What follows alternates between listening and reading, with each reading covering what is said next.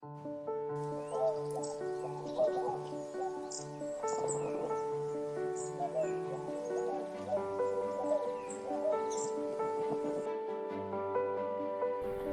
apa yang menjadi alasan kami membuat alat ini? Perlu diketahui bahwa gangguan kelumpuhan dapat terjadi dalam berbagai macam sebab dan berbagai umur. Menurut data yang dimuat dalam jurnal Prevalence and Causes of Paralysis, kelumpuhan paling banyak disebabkan oleh stroke, cedera tulang belakang, multiple sclerosis, lalu cerebral palsy. Berdasarkan data Riskesdas atau Riset Kesehatan Dasar tahun 2018, prevalensi stroke pada umur lebih dari 15 tahun mengalami peningkatan. Prevalensi stroke ini akan meningkat seiring dengan bertambahnya usia. Prevalensi stroke per mil pada rentang umur 45 hingga 54, 55 hingga 64, 65 hingga 74, serta 75 ke atas berturut-turut adalah 14,2, 32,4, 45,3, dan 50,2. Hal ini menunjukkan besarnya peluang seseorang dapat terkena kelumpuhan. Di dunia nyata, seringkali posisi pengangkatan pasien tidak sesuai dan berakhir pada cedera, baik untuk orang awam yang membantu pasien ataupun pasien itu sendiri. Dikutip dari artikel ilmiah yang berjudul The Effect of Lifting During Work on Low Back Pain, A Health Impact Assessment Based on a Meta-Analysis, mengangkat beban 25 kg atau lebih berpotensi meningkatkan nyeri punggung bawah sebesar 3,5% sampai 4,3%. Maka dari itu, orang awam yang hendak mengangkat pasien lumpuh berpeluang terkena nyeri punggung bawah. Lalu permasalahan kedua, adanya kemungkinan cedera pada pasien. Dilansir dari artikel ilmiah yang berjudul Osteoporosis in Older Adults, pada saat orang awam sedang mengangkat tubuh pasien manula, bisa terjadi kesalahan posisi dalam mengangkat, sehingga pasien terkena fraktur patologis yang disebabkan oleh osteoporosis. Ini disebabkan karena semakin bertambahnya usia, manusia akan mengalami perubahan fisik, termasuk penurunan kualitas jaringan dan massa tulang. Permasalahan cedera yang dialami tenaga medis maupun pasien adalah masalah serius. Maka dari itu diciptakan sebuah alat bantu untuk mengangkat pasien dari posisi duduk ke posisi duduk lagi, yaitu Portable Patient Lift yang diproduksi oleh Takelong Lifts LCC.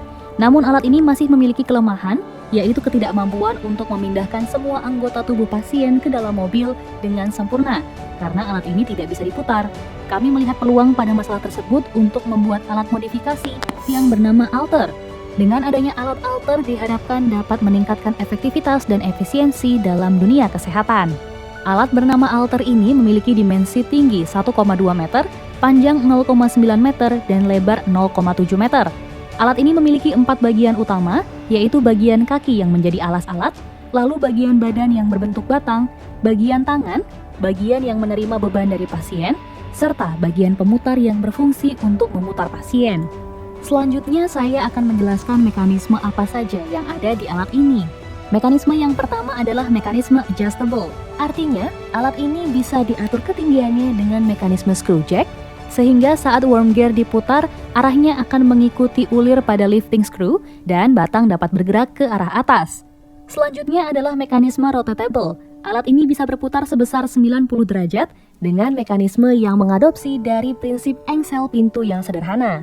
Ketika posisi sudah sesuai, pengguna bisa mengunci posisi tersebut dengan menggunakan grendel yang terdapat di atas engsel.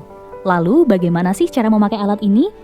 Pertama, pasangkan kain pada pasien. Kedua, sesuaikan ketinggian pemutar agar sejajar dengan pundak atau dada pasien. Ketiga, kaitkan tali dan kencangkan tali. Keempat, putarlah tuas agar bagian badan alat dapat bertambah tinggi. Kelima, tariklah alter menjauhi kursi roda. Keenam, putarlah bagian pemutar dan sesuaikan posisi pasien dengan ketinggian pintu mobil, lalu masukkan pasien dengan hati-hati. Selanjutnya, seperti sifatnya yang portable, ada 2 bagian dari alat ini yang dapat dilipat. Yang pertama adalah bagian kaki, di mana bagian ini dapat ditarik ke atas dengan menggunakan mekanisme putar dengan bantuan poros dan bearing. Lalu setelah posisinya sudah benar, bagian ini dikunci dengan menggunakan mekanisme grendel. Yang kedua adalah bagian tangan alat, di mana bagian ini tersambung dengan mekanisme engsel yang ada pada badan alat. Bagian ini juga dapat dikunci menggunakan grendel. Terakhir, di bagian bawah alat, tepatnya di bagian kaki, terpasang 4 roda yang berfungsi untuk menjalankan alat. Pergerakan roda ini dilengkapi dengan rem dengan mekanisme caster side lock di setiap rodanya. Nah, dari seluruh part dan mekanisme tersebut, kami gabungkan menjadi satu alat yang kompak dan kokoh. Alat ini menggunakan material stainless steel 304. Selanjutnya akan kami simulasikan dengan metode finite element method dengan aplikasi Inventor. Pada simulasi ini kami menggunakan acuan safety factor dan displacement. Acuan safety factor adalah faktor yang menunjukkan perbandingan antara allowable stress dengan maksimum stress yang terjadi. Sedangkan displacement adalah jarak dari pergerakan objek atau badan pada arah tertentu. Pertama, kami menguji alat pada kondisi normal dengan pembebanan 105 kg. Didapatkan safety factor minimal 2,29, lalu displacement maksimal 3,1 mm.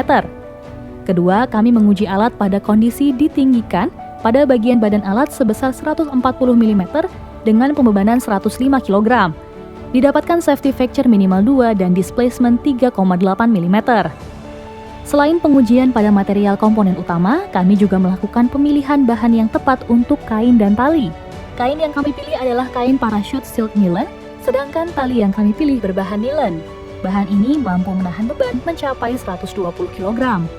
Maka bisa dikatakan alat ini aman dipakai untuk maksimal pembebanan 105 kg. Dan dengan adanya simulasi ini kami yakin bahwa alat ini apabila pandemi sudah berakhir berpotensi untuk dimanufaktur. Selain itu, alat ini memiliki peluang komersil karena belum ada produksi jenis di Indonesia. Rencana kami selanjutnya jika pandemi sudah berakhir, kami akan mencoba untuk merealisasikan alat ini. Tentunya dengan alat ini, kami berharap bisa membantu orang awam yang membantu pasien lumpuh dan pasien lumpuh dengan lebih efektif dan efisien. Akhir kata dari kami, Mauliate, matur nuwun, kasumasa.